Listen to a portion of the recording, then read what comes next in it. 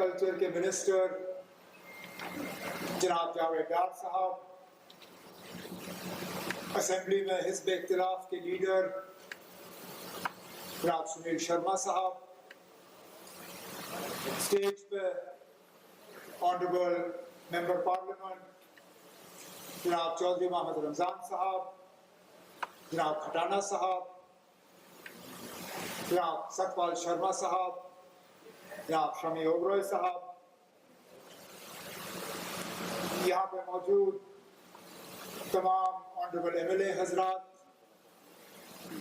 Secretary rural development government of India और जम्मू कश्मीर के हमारे पुराने साथी जनाब रोहित कंसल साहब, पीडब्ल्यूडी एडिशनल चीफ सेक्रेटरी हमारे अनिल कुमार सिंह साहब,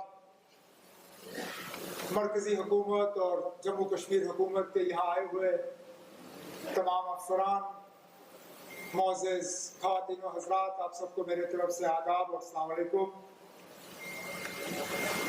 सबसे पहले तो अपने तरफ से, अपने साथियों की तरफ से, आप सबकी तरफ से मैं जनाब शिवराज सिंह चौहान साहब का श्रीनगर की इस धरती पे दिल की गहराइयों से इस्तकबाल करता हूँ और उसके साथ साथ अपनी हुकूमत की तरफ से जनाब आपका शुक्रिया करता हूँ। 1.5 साल हो गए हमारी हुकूमत को बने हुए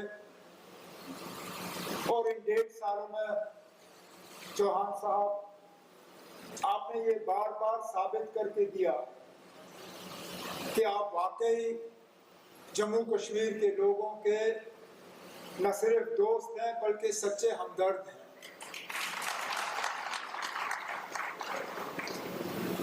आपको जब मध्य प्रदेश के लोगों ने मामा के तौर पे तस्लीम किया तो उनका ये तस्लीम करना गलत नहीं था, क्योंकि जो आप जम्मू कश्मीर के लिए कर रहे हो उसका अगर 50% भी आपने मध्य प्रदेश के लिए किया होगा तो ये मामा का जो आपको लगा हुआ टैग ये बिल्कुल आपको जचता है। हमने भी आपको इसी अंदाज में न सिर्फ देखा है बल्कि कबूल किया है और इस रिश्ते को और मजबूत बनाने में आपने कोई कसर बाकी नहीं रखी। मैं अपनी जगह थोड़ा शर्मिंदा होऊंगा अगर मैं भी मांगने का सिलसिला करूं।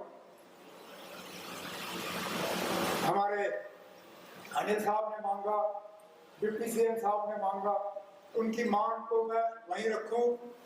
मैं आपको यकीन दिलाता हूं, जैसे रोहित ने कहा, सही कहा कि अब सैंक्शन आ गया है, काम शुरू कर लीजिए। मैं आपको यकीन दिलाता हूँ आपके अगले चंद महीनों में जितना आपने हमें सैंक्शन करके दिया हुआ है उस पर फटाफट हम काम लगा लेंगे। आप हमारे काम से मुतमईन होइए। जब आप हमारे काम से मुतमईन होंगे फिर मैं आपके साथ पास डिप्टी सीएम साहब को लेके आपसे बाकी कामों की गुजारिश करूंगा। लेकिन तब तक मुझे लगता है हमारी जिम्मेदारी बनती है कि जो आपने दिया है उसका मैचिंग जो यूटी शेयर हमें देना होगा वो हम आपको दे देंगे। और जमीनी सतह पे यहाँ जितने ऑनरेबल एमएलएज बैठे हुए हैं लगभग हर किसी का प्रोजेक्ट जो है इस पीएमजीएसवाई फेज 4 के पार्ट 1 पार्ट 2 में आपने सैंक्शन कर दिया है। इन कामों को हम जल्दी शुरू करके इनके इलाकों में लोगों का मुस्तकबिल जो है वो हम बदल देंगे। सड़कों से लोगों की जिंदगियां बदलती हैं। वो आप उन लोगों से पूछ लीजिए जो पहाड़ के ऊपर के इलाकों में रहते हैं जहां कल तक उनको 4-4, 5-5 घंटे पैदल चलना पड़ता था सड़क तक पहुंचने के लिए। आज उनके यहाँ सड़क पहुंच चुकी है इस पीएमजीएसवाई की बदौलत, आपके फेज 2, फेज 3 और अब फेज 4 की बदौलत उनकी जिंदगियों में तब्दीली आई है। अब उनके बच्चे और ज्यादा आसानी से स्कूल पहुंच पाते हैं, उनके मरीज और ज्यादा आसानी से अस्पताल पहुंच जाते हैं, वो लोग और ज्यादा आसानी से अपने काम पे पहुंच जाते हैं। रोजमर्रा का सामान खरीदने में और घर पहुंचाने में उनको अब तकलीफ नहीं होती। और इसलिए हम इस बात पे जोर देते हैं कि जो इलाके रह गए हैं उन इलाकों को जोड़ना बहुत ज्यादा जरूरी है, क्योंकि हमारी आबादी जो है बहुत ज्यादा फैली हुई है।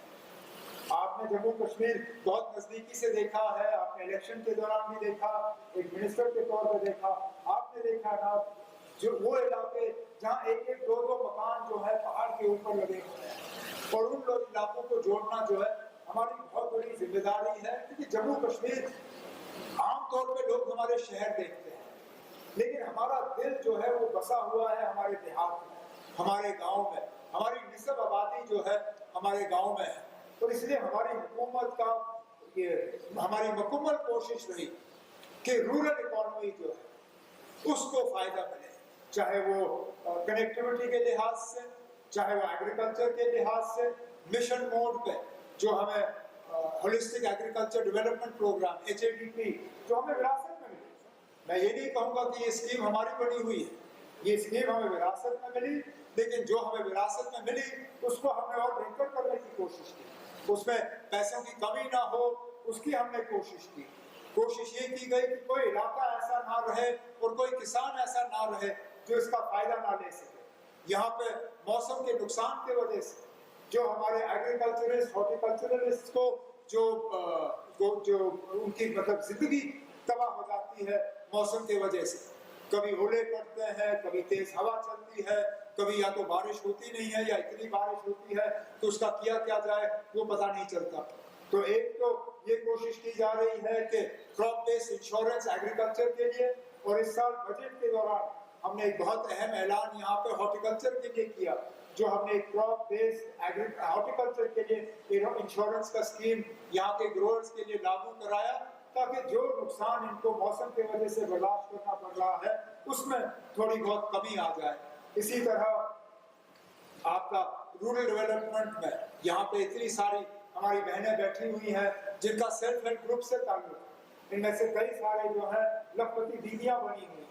हमारी अब मुकम्मल कोशिश है कि लखपति दीदी से हम इनको लखपति करोड़पति देखना चाहते हैं अपने मिशन युवा के तहत। और मुझे लगता है जो मैं इनमें हौसला देखता हूँ, जो इनमें हिम्मत देखता हूँ, आप कभी इनके साथ इंटरेक्शन करिए, आप खुद इनको इनमें पाएंगे वो कुछ करने का जज्बा। इनमें वो जज्बा नहीं है कि हुकूमत की तरफ से इनको कुछ मुफ्त में मिले। ये कहते हैं आप हमारे हाथ मजबूत करिए, हमें मौका दे दीजिए, उसके बाद देख लीजिए हम जम्मू कश्मीर को कहाँ पर पहुँचाएंगे। तो इसमें जो आपकी हुकूमत की जो मदद मिली है हमें नेशनल रूरल लाइवलीहुड मिशन के तहत और बाकी स्कीमों के तहत, मैं आपको यकीन दिलाता हूँ जो आपने अभी तक फिलहाल जम्मू कश्मीर की मदद की है और जो आगे आप मदद करने जा रहे हो, जो यहाँ पे हमने एक विकसित भारत और विकसित जम्मू कश्मीर का जो एक मिशन हमने लिया हुआ है, मैं आपको यकीन दिलाता हूँ कि ये स्कीम्स जो आप यहाँ जम्मू कश्मीर को देंगे उन्हें हम सही तरीके से चला के यहाँ जम्मू कश्मीर के लोगों का मुस्तकबिल बदलने में जो है आपके साथ मिलकर काम करेंगे। लेकिन एक बार फिर जो आज PMGSY फेज 4 के पार्ट 2 और पार्ट 1 का जो यहाँ पे 8,000 करोड़ जम्मू कश्मीर के लिए एक ही फेज में, कोई मामूली बात नहीं है। मैं आपको यकीन दिलाता हूँ कि इस पैसे का सही इस्तेमाल करके जम्मू कश्मीर के एक एक घर को, एक एक कोने को हम सड़क के जाल से जोड़ के यहाँ का मुस्तकबिल लोगों का बदला के ही अपने आप को यहाँ से रुखसत करवाएंगे। लेकिन एक बार फिर आपका जम्मू कश्मीर में इस्तेमाल करते हुए, आपका शुक्रिया करते हुए मैं आपसे इजाजत चाहता हूँ। बहुत बहुत शुक्रिया।